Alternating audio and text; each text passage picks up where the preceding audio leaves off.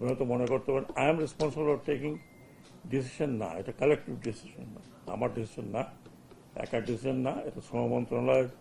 যেহেতু আমি শ্রম মন্ত্রণালয়ের উপদেষ্টা, সেই জন্য আমাকে হেড করে এটা গঠিত হয়েছে। এবং এই নিয়ে আমরা কয়টা মিটিং করলাম লাস্ট? 8টা।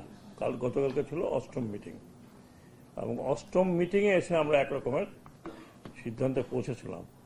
এবং আপনাদের মনে আছে লাস্ট টাইম বলেছিলাম যে ফেব্রুয়ারির আগেই আমরা একটা সিদ্ধান্ত নিয়ে বাস্তবায়ন করার চেষ্টা করব।